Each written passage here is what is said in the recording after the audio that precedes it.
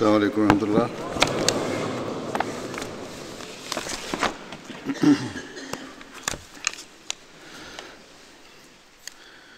أشهد أن لا إله إلا الله وحده لا شريك له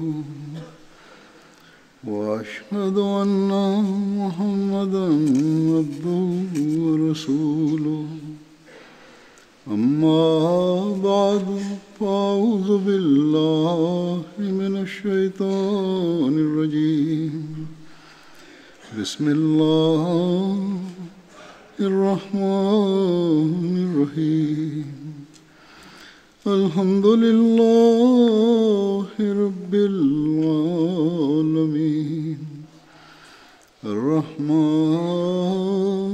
الرحيم مالك يوم الدين إياك نعبد وإياك نستعين اهدنا الصراط المستقيم صراط الذين أنعمت عليهم غير المغضوب عليهم ولا الضالين.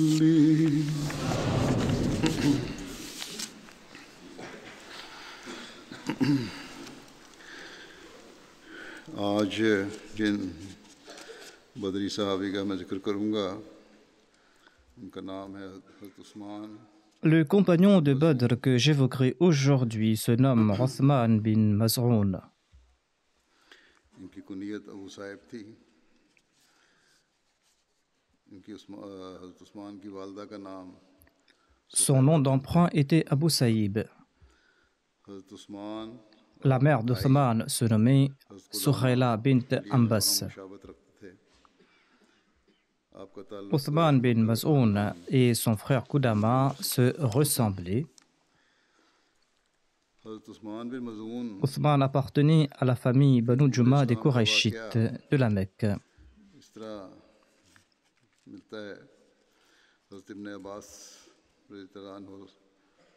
Ceci est le récit de l'acceptation de l'islam par Othman bin Maz'oun. Ibn Abbas relate qu'une fois, le saint prophète Mohammed paix soit lui était dans la cour de sa maison à la Mecque.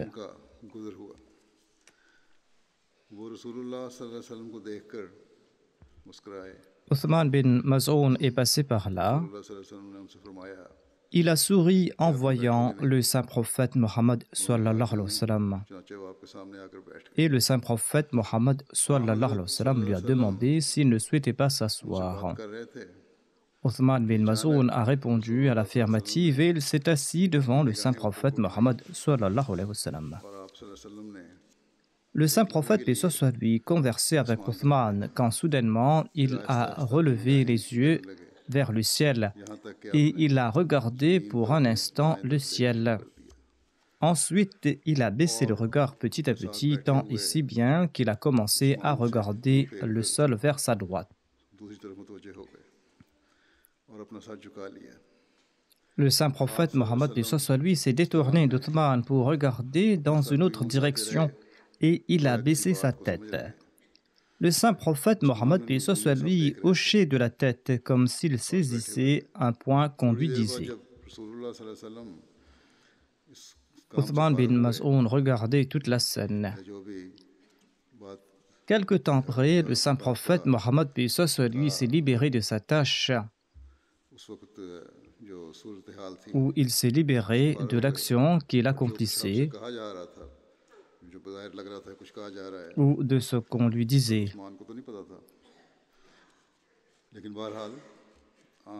Othman, quant à lui, ignorait la teneur de la conversation.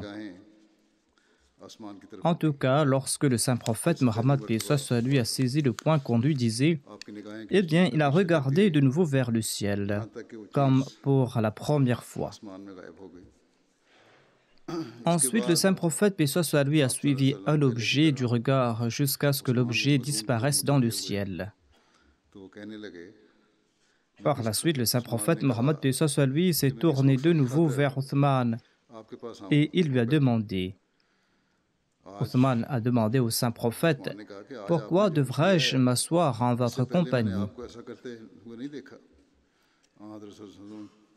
Othman a déclaré, jamais auparavant je ne vous ai vu accomplir l'action que vous avez accomplie aujourd'hui. C'était là la question qu'il avait posée au saint prophète Mohammed paix soit lui. Le saint prophète paix soit lui lui a demandé, que m'as-tu vu accomplir? Othman bin Maz'un a répondu, je vous ai vu regarder vers le ciel, ensuite vers la droite. Vous avez regardé dans une autre direction et vous avez hoché de la tête comme si vous tentiez de comprendre ce que l'on vous disait.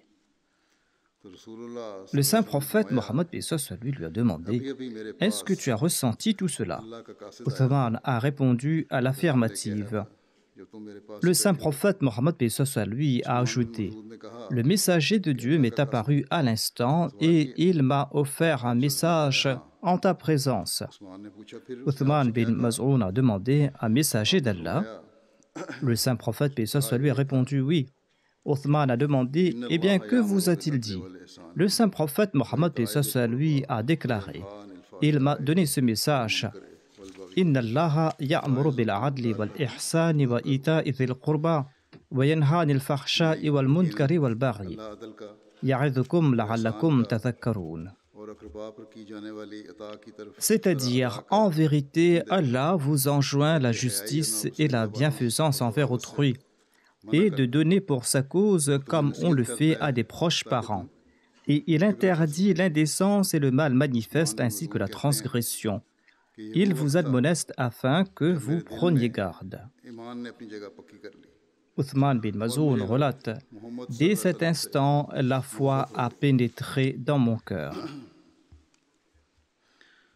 Et j'ai éprouvé de l'affection à l'égard du saint prophète Mohammed sallallahu alayhi wa sallam. Hazrat Muslim Maud évoque la période initiale après que le saint prophète Mohammed paix soit lui s'était proclamé prophète.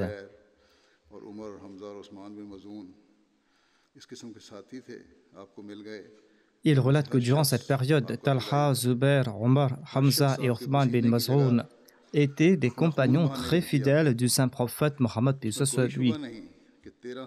Ils étaient tous prêts à faire couler leur sang au lieu de laisser couler la sueur du saint prophète Mohammed paix soit lui. Sans nul doute, le saint prophète Mohammed paix soit lui a souffert durant 13 ans.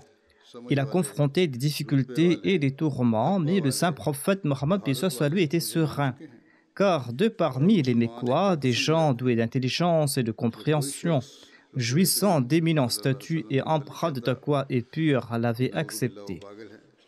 Désormais, les musulmans étaient une force reconnue. Quand quelqu'un disait du saint prophète Mohammed paix soit lui qu'il était fou, qu'Allah nous en préserve, eh bien son compagnon répliquait, si le prophète est réellement fou, eh bien pourquoi un tel qui est doué de compréhension, un tel qui est intelligent, pourquoi l'a-t-il accepté?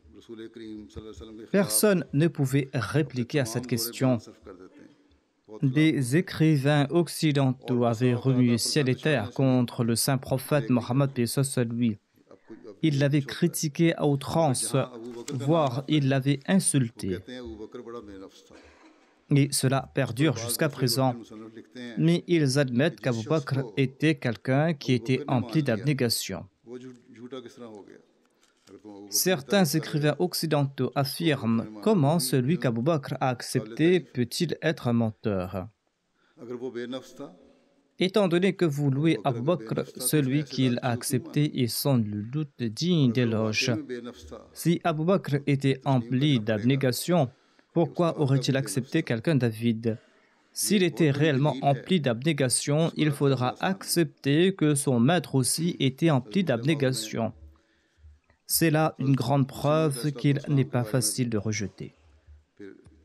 Hazrat Muslim Maud a déclaré la même chose à propos du Messie premier alayhi salam. Il déclare, l'on dit du Messie premier alayhi salam qu'il était un ignorant. Mais afin de répondre à cette objection, Allah a fait en sorte que le premier calife l'a accepté au tout début. Maulvi Mohammed Hussein Batalvi faisait les éloges du Messie premier d'Islam avant qu'il ne s'annonce prophète. Mais lorsqu'il s'est dit envoyé d'Allah, toute une communauté de lettrés choisis par Dieu a cru dans le Messie premier d'Islam. Ces lettrés étaient issus des ulémas, des personnes nanties et de ceux qui maîtrisaient la langue anglaise.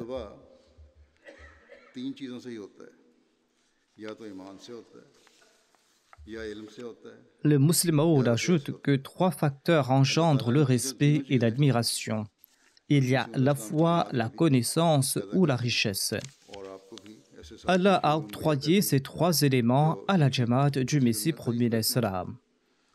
Et Allah lui a accordé des compagnons qui étaient loués par le monde.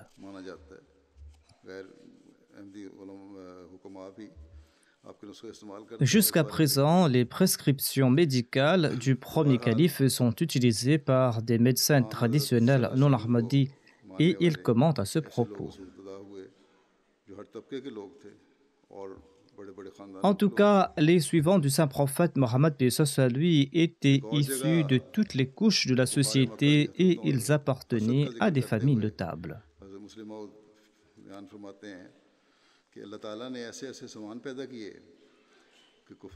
Évoquant le dépit et la jalousie des kuffars de la Mecque, Hazrat Muslim Maud a déclaré « Dieu a fait en sorte que les cœurs des mécréants brûlaient toujours. Ils ne savaient comment éteindre ce feu. » Dans toutes les grandes familles existaient des individus qui avaient accepté le saint prophète Mohammed sallallahu alayhi wa sallam. Zubair appartenait à une grande famille ainsi que Talha. Omar appartenait à une grande famille ainsi que Othman. Othman bin Maz'un aussi appartenait à une grande famille.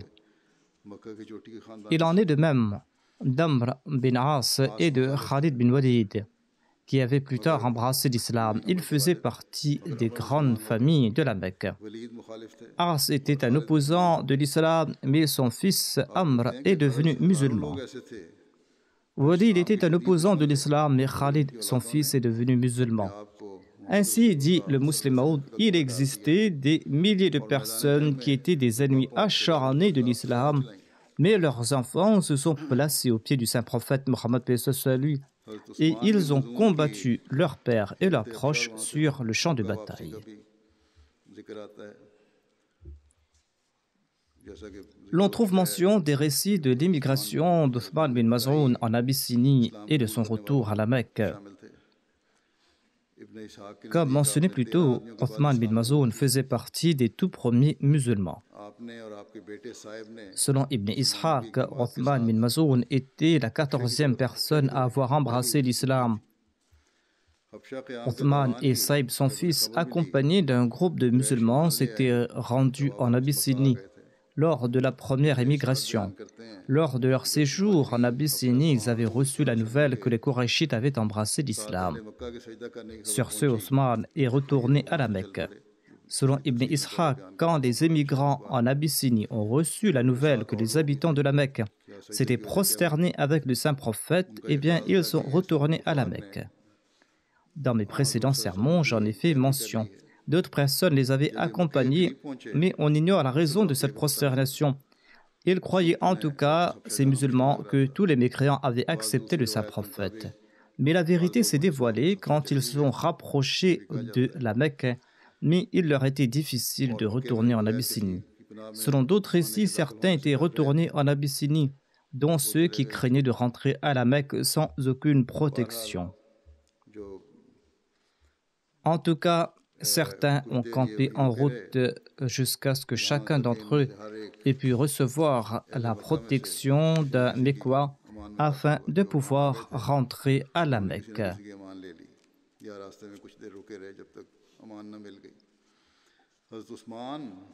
Ils attendaient de pouvoir recevoir la protection d'un Mecquois avant de rentrer à la Mecque.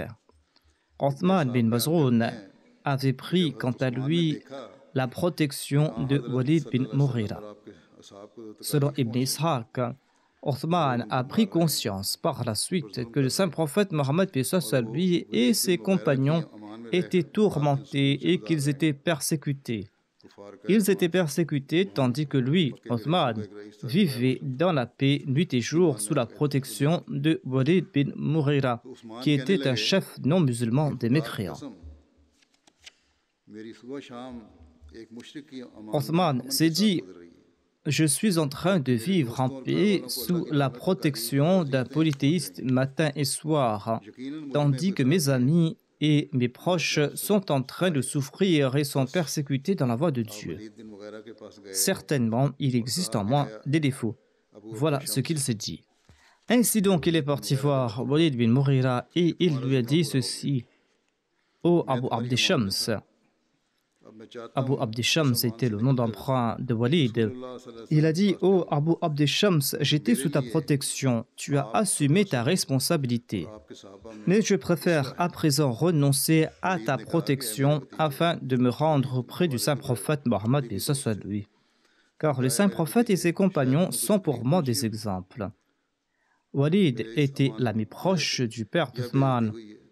Walid a déclaré: ô mon neveu, peut-être qu'on t'a fait souffrir, ou peut-être qu'on t'a déshonoré en raison de la protection que je t'ai accordée.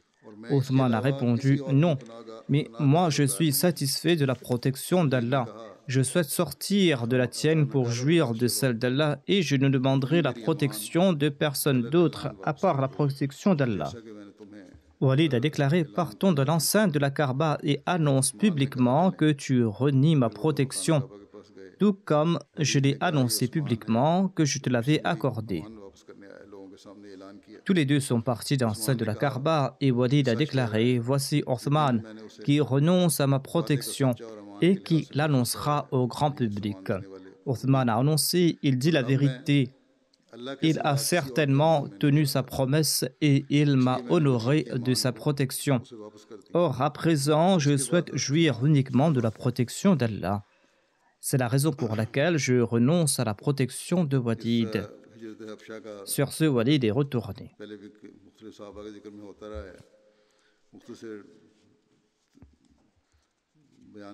J'avais évoqué l'immigration en Abyssinie en évoquant différents compagnons. Je présente brièvement ce que Hazrat Mirza Bashir Ahmad Sahib a écrit à ce propos, en citant diverses sources historiques.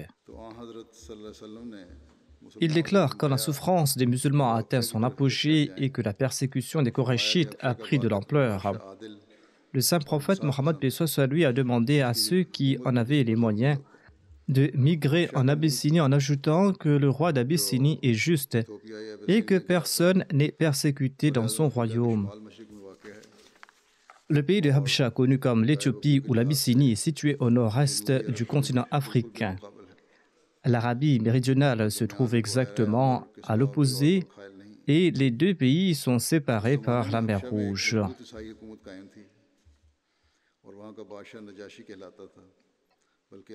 Il existait en ce temps-là en Abyssinie un État chrétien fort puissant dont le roi portait le nom de Négus. Ce titre est d'ailleurs utilisé jusqu'à présent, c'est-à-dire lorsque l'auteur a écrit cela. L'Arabie entretenait des relations commerciales avec ce pays. Le nom propre du Négus de l'époque était Ashrama. Il était un roi réputé pour son équité, son intelligence et sa puissance. Quand les malheurs des musulmans se sont aggravés, le saint prophète Mohammed lui a demandé à ceux qui en avaient les moyens de migrer en Abyssinie. Ainsi, au cours du mois de Rajab, en la 5e année de son prophétat, 11 hommes et 4 femmes parmi les musulmans ont immigré en Abyssinie sous les directives du saint prophète Mohammed lui. Ils se nommaient entre autres Othman bin Affan et son épouse Ruqayya, la fille du saint prophète Mohammed lui, Abdurrahman bin Auf, Zubair bin al-Awwam. Il y avait aussi Abu Hudayfa bin Udba, Othman bin Maz'oun, Moussa bin Umair, Abu Salama bin Abd al-Assad et son épouse Salama. Il est fort étrange que la majorité de ces premiers immigrants appartenaient à de puissantes tribus des Korachites. Rares étaient ceux issus des couches faibles de la société. Ceci démontre deux choses. Premièrement, même ceux qui appartenaient aux puissantes tribus de la Mecque n'étaient pas à l'abri des cruautés korachites. Deuxièmement, les faibles, à l'instar des esclaves, étaient dans un tel état de dénuement qu'ils ne pouvaient même pas s'exiler.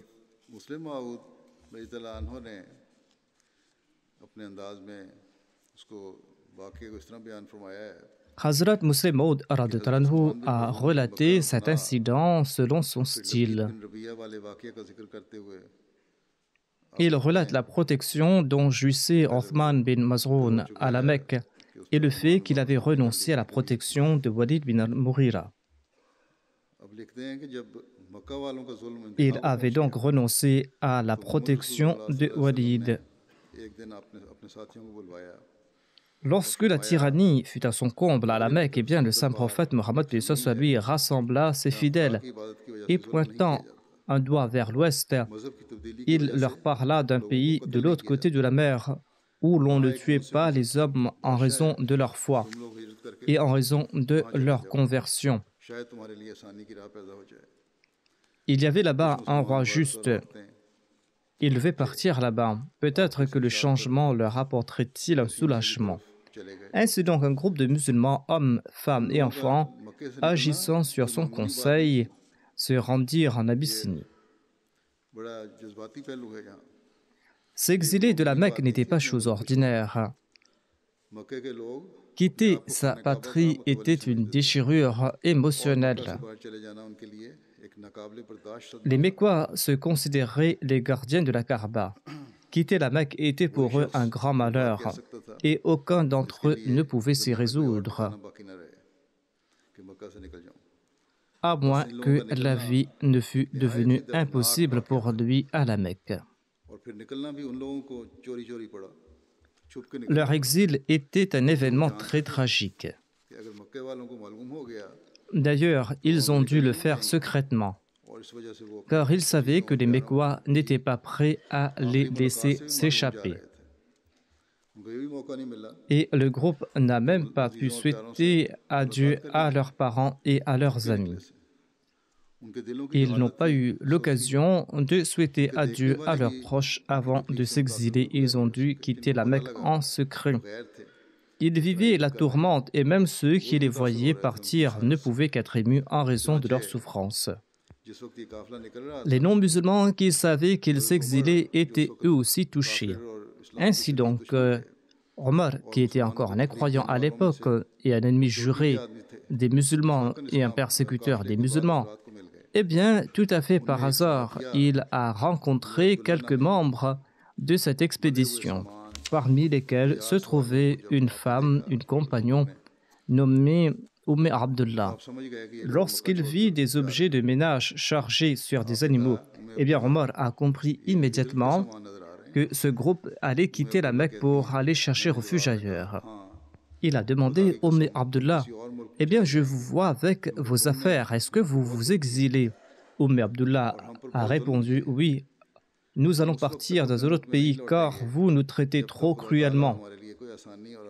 Vous nous avez tourmentés et persécutés, nous ne reviendrons plus jusqu'à ce qu'Allah nous facilite notre tour. » Abdullah relate qu'Omar a été impressionné par sa réponse. Il a déclaré qu'Allah soit avec vous. Abdullah commente que la voix de Omar vibrait d'émotion. Il n'était pas musulman, mais il était très ému en voyant cela. Il a déclaré qu'Allah soit avec vous et il était ému. Cette scène silencieuse l'avait troublé, en dépit du fait qu'il n'était pas musulman. Et il est parti. Et Abdullah déclare que j'ai ressenti que l'incident l'avait rendu très triste. Lorsque les Mécois ont appris la nouvelle, eh bien, ils ont envoyé une expédition à la poursuite des musulmans. Ce groupe alla jusqu'à la mer, mais les musulmans avaient déjà embarqué et ils étaient déjà en partance pour l'Abyssinie. Ne pouvant les rattraper, les Mécois ont décidé d'envoyer une délégation en Abyssinie afin de dresser le roi contre les réfugiés musulmans et afin de persuader le roi de remettre les musulmans aux mains des Mécois. En tout cas, cette délégation s'est rendue en Abyssinie. Cette délégation a rencontré le roi et a intrigué auprès de la cour du roi. Mais Allah a fait en sorte que le roi se montra très ferme, malgré la pression des Mécois et de ses propres courtisans. Ces courtisans qui étaient sous l'influence des Mécois, le roi refusa de remettre les réfugiés musulmans aux mains de leurs persécuteurs.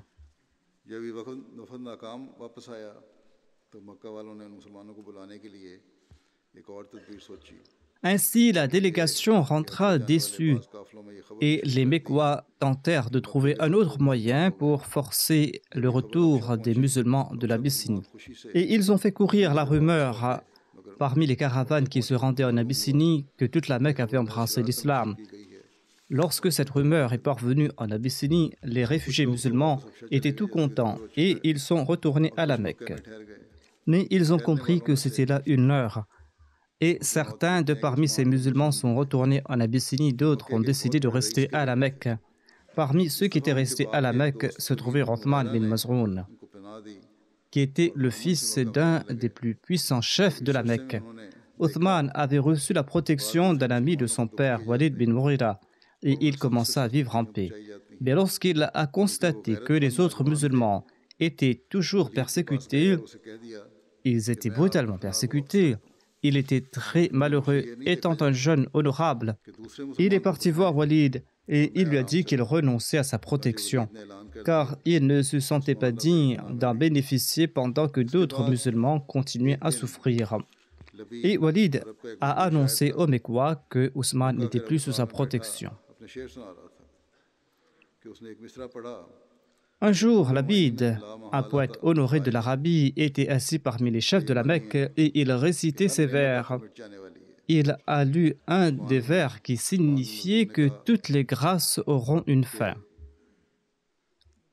Othman l'a contredit en disant que les grâces du paradis seront éternelles. Labid, qui était un grand notable, a perdu patience et il a déclaré « Ô Qurayshites, vos hôtes n'étaient pas insultés de cette façon autrefois. D'où vient cette nouvelle tradition ?»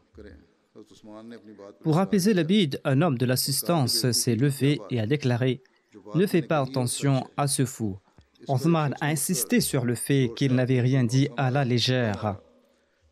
Il a dit « J'ai dit la vérité. » Et sur ce, un Qurayshite a bondu sur Othman et lui a porté un coup qui lui creva l'œil ou qui a enflé son œil. Walid était présent et il a assisté à cette scène. Il était l'ami de son père et il lui avait accordé sa protection. Ayant été l'ami intime du père d'Othman, il ne pouvait supporter qu'on traitait ainsi le fils de son défunt ami. Mais puisque Othman n'était plus sous sa protection officielle, selon la coutume arabe, eh bien, il ne pouvait plus prendre parti et il ne put rien faire. Et il s'est adressé à Othman et lui dit « Ô fils de mon ami, tu aurais épargné ton œil si tu n'avais pas renoncé à ma protection puissante. C'est-à-dire que si tu étais sous ma protection, tu n'aurais pas ainsi souffert. Mais tu as laissé ma protection et tu as subi cette blessure. » Othman a répondu « J'attendais ce moment. Je ne me lamente pas sur la perte d'un œil, car l'autre œil attend le même sort. »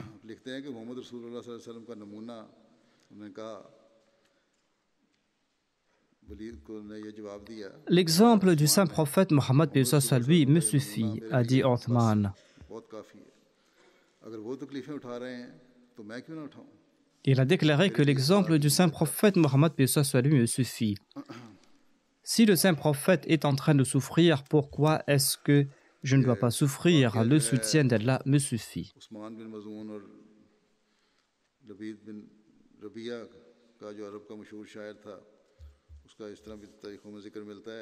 Je mentionne ici l'incident entre Othman bin Maz'un et le fameux poète arabe Labid bin Rabi'a consigné dans les recueils de l'histoire.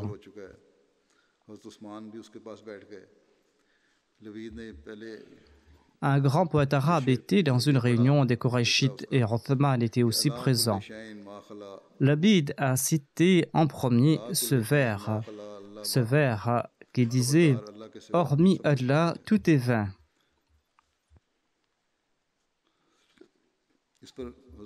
C'est-à-dire, hormis Allah, tout est vain. Othman a répondu, tu dis vrai. Et Labid a continué, or toutes les faveurs sont vouées à disparaître. Othman a répliqué, ceci est faux. Les gens ont regardé dans la direction d'Othman et ont demandé à Labid de reprendre son couplet. Et Othman a de nouveau confirmé le premier vers et il a répudié le deuxième en disant que les faveurs du paradis ne connaîtront pas de fin. Labid a annoncé aux Qurayshites, naguère il n'y avait pas pareille effronterie dans vos séances et un sourd dans l'assistance s'est tenu debout et il a frappé un coup de poing ou une claque à Othman sur l'œil et l'œil d'Othman est devenu bleu ou s'était tuméfié. Les gens de l'assistance ont déclaré « Othman, tu jouissais d'une forte protection et ton œil était à l'abri de cette blessure. » Othman a répondu « La protection d'Allah est meilleure et plus honorable. Et mon deuxième œil souhaite aussi souffrir de la même façon. Il m'incombe de suivre le saint prophète Mohammed paix soit lui et ses suivants. » Walid lui a demandé « En quoi ma protection te faisait-il souffrir ?» Othman a répondu « J'ai besoin de la protection d'Allah et de la protection de personne d'autre. » Telle était la foi de ces personnes. Ils ressentaient une douleur pour leurs amis. À savoir pourquoi devraient-ils jouir de la protection des autres quand ses compagnons étaient en train de souffrir. En raison de l'amour qu'il éprouvait pour le saint prophète paix soit lui, il ne voulait pas que ce dernier souffre alors qu'il vivait en paix. Il souffrait aussi en voyant la grande persécution que subissaient ses compagnons. Hadrat Muslih Maud a déclaré que Othman bin Maz'un a offert cette réponse car il avait entendu et il avait lu le Saint-Coran.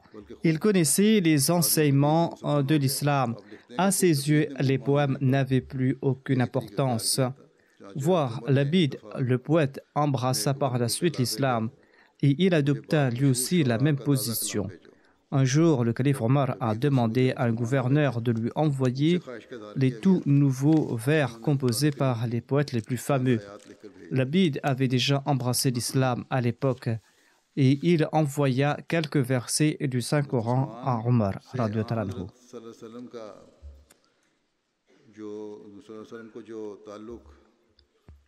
L'incident suivant démontre l'amour et l'affection qu'éprouvait le saint prophète Mohammed paix soit lui à l'égard d'Othman bin Maz'un.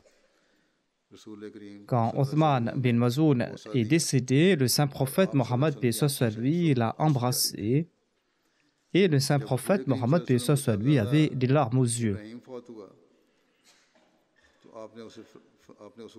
Quand Ibrahim, le fils du saint prophète Mohammed paix soit lui est décédé, eh bien, l'envoyé d'Allah a déclaré devant sa dépouille « Il est parti en compagnie de mon vertueux ami Othman bin Maz'un. » Mon fils est parti en compagnie de mon vertueux ami Othman bin Maz'un.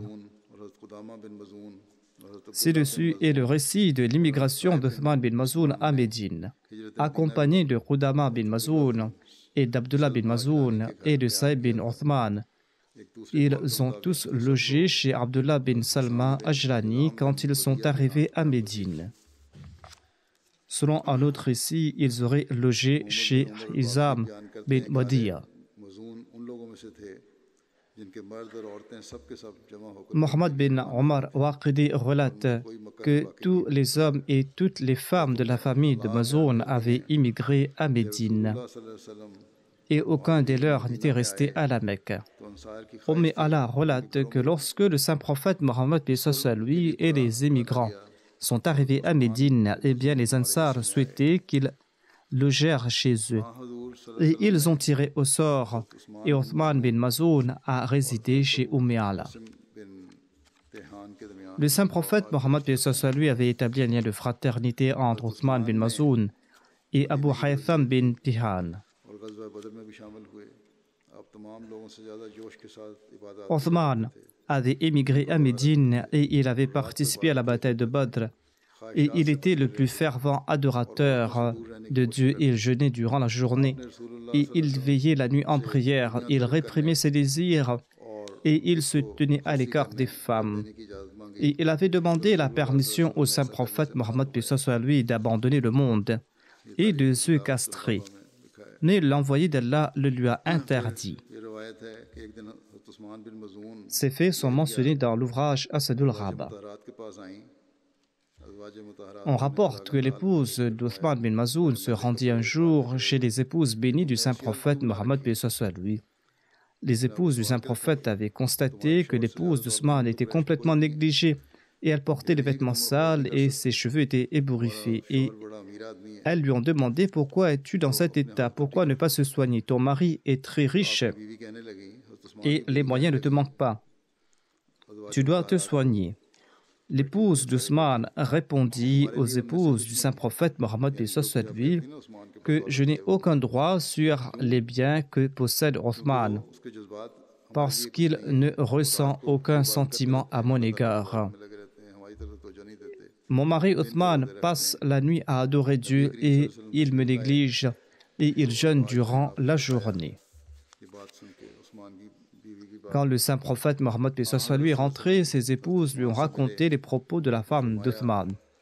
Le saint prophète Mohammed lui a demandé à Othman de se présenter et il lui a demandé: est-ce que mon exemple ne te suffit pas? Othman a répondu que mes parents sont sacrifiés pour vous. Je tente de suivre votre exemple à la lettre. Sur ce, le saint prophète Mohammed lui a répondu que tu jeûnes pendant toute la journée et tu passes la nuit à adorer Dieu. Othman a commenté: certes, j'agis de la sorte. Le saint prophète lui a conseillé: n'agis pas de la sorte, tes yeux ont un droit sur toi, ton corps aussi un droit sur toi, ainsi que tes proches, ta femme, tes enfants ont des droits sur toi. Accomplis la sola, mais tu dois aussi t'endormir. Accomplis des prières facultatives durant la nuit, mais tu dois aussi dormir. Accomplis des jeûnes facultatifs, mais ne jeûne pas durant certains jours.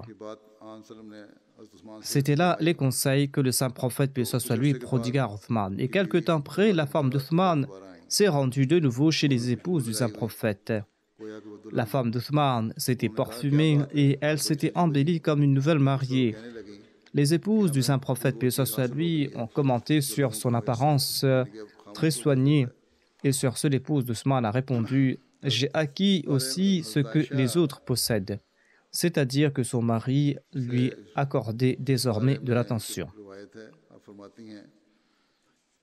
Aïcha radhiyallahu anha relate ceci à propos de cet incident. Elle déclare que le saint prophète Mohammed lui avait fait venir Othman bin Mazoun et il lui a demandé: est-ce que tu n'apprécies pas ma méthode? Othman a répondu: non, ô envoyé d'Allah, je cherche uniquement à suivre votre exemple. Le saint prophète a déclaré: je dors et je prie, je jeûne et des fois je ne jeûne pas, et d'ailleurs je me suis marié. Ô Othman, crains Dieu, tu as des devoirs envers ta femme et envers ton invité, envers ton propre être. Jeûne occasionnellement et aussi accomplis des prières et dors également.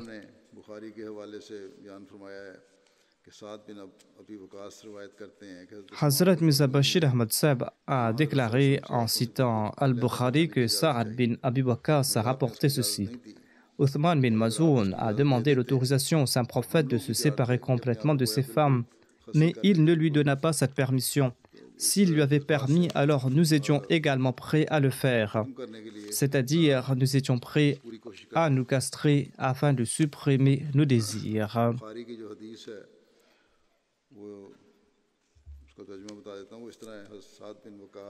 Je vais présenter la traduction de ce hadith de Bukhari.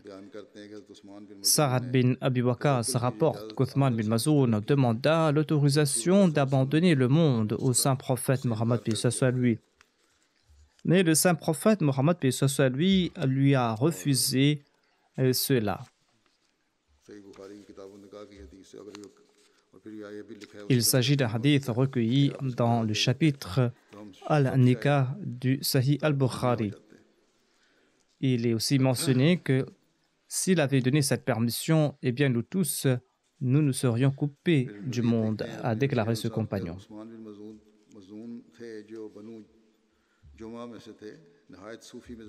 Hazrat Mirza Bashir Ahmad Sahib ajoute Uthman bin Maz'un faisait partie de la tribu des Banu Juma. Il était de nature soufie. Il s'était interdit l'alcool depuis l'époque de l'ignorance. Même avant d'embrasser l'islam, il ne consommait pas de l'alcool. Et quand il a embrassé l'islam, il a voulu abandonner le monde. Mais le saint prophète lui avait interdit cela en disant que l'islam interdit le monachisme. L'islam enjoint de profiter des bienfaits de ce monde et de ne pas oublier Dieu, l'exalter. Il faut toujours garder Dieu à l'esprit.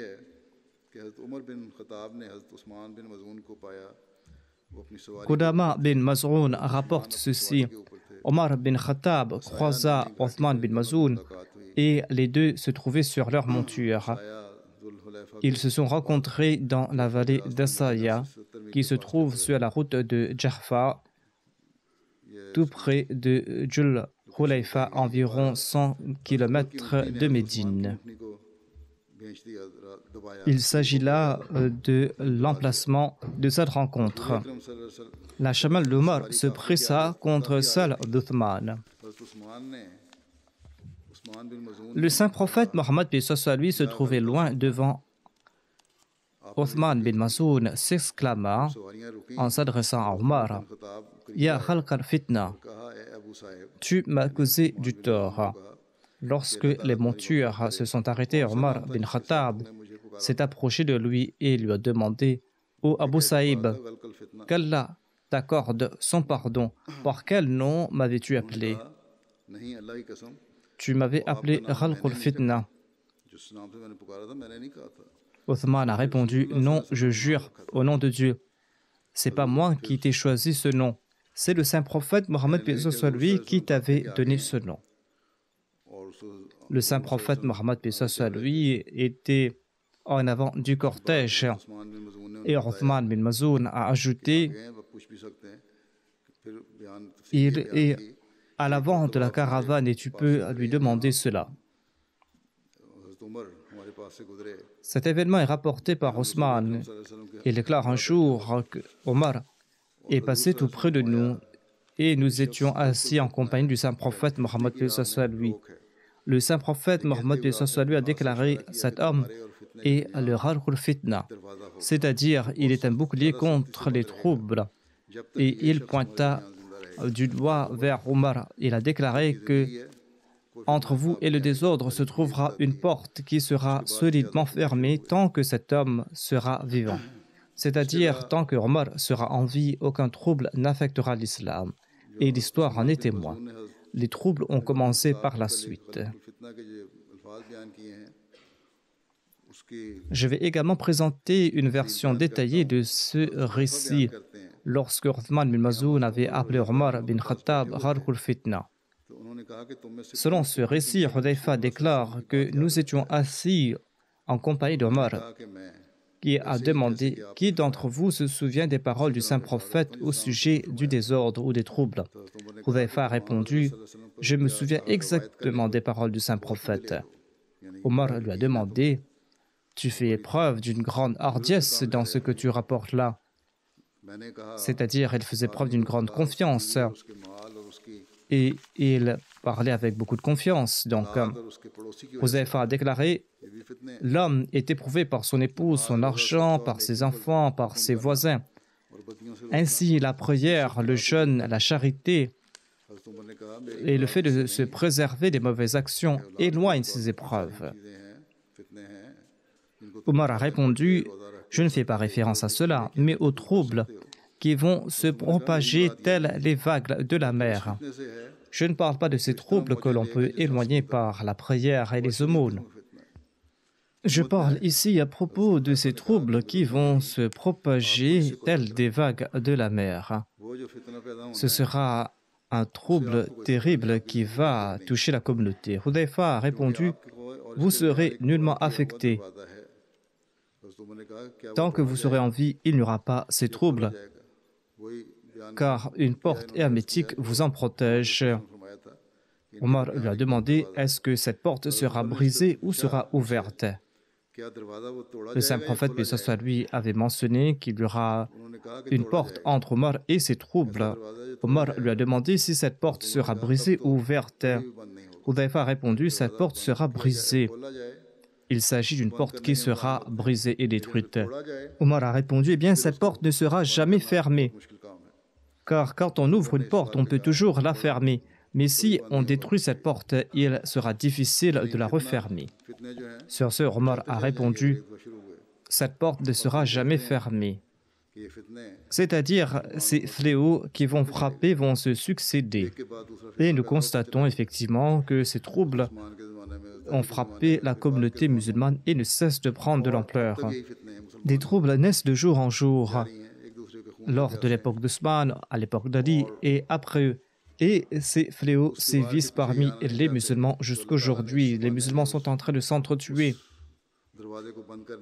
Et ils ne veulent pas se réfugier derrière ce mur qu'Allah l'exalté a dressé à cette époque par l'intermédiaire du Messie premier salam, afin de refermer cette porte.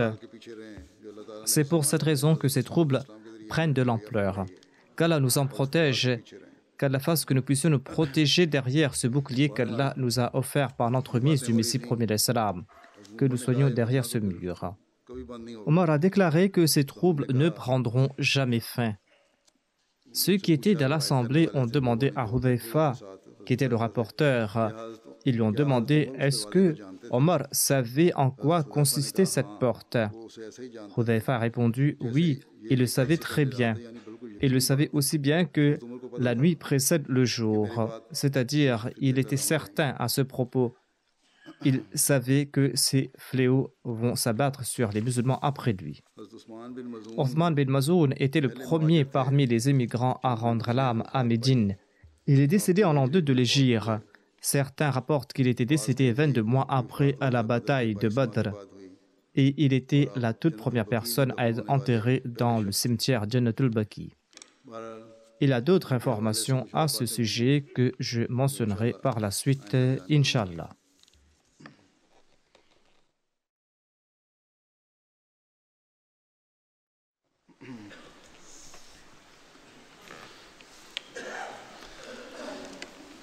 Alhamdulillah, nahmaduhu wa nasta'inuhu wa nastaghfiruhu wa nu'minu bihi wa natawakkalu alayhi wa na'udhu billahi min shururi anfusina wa min sayyiati a'malina. من يهده الله فلا مضل له ومن يضلل فلا هادي له ونشهد أن لا إله إلا الله ونشهد أن محمدا عبده ورسوله عباد الله رحمكم الله إن الله يأمر بالعدل والإحسان وإيتاء ذي القربى وينهى عن الفحشاء والمنكر والبغي يعظكم لعلكم تذكرون اذكروا الله يذكركم وادعوه يستجب لكم ولذكر الله أكبر.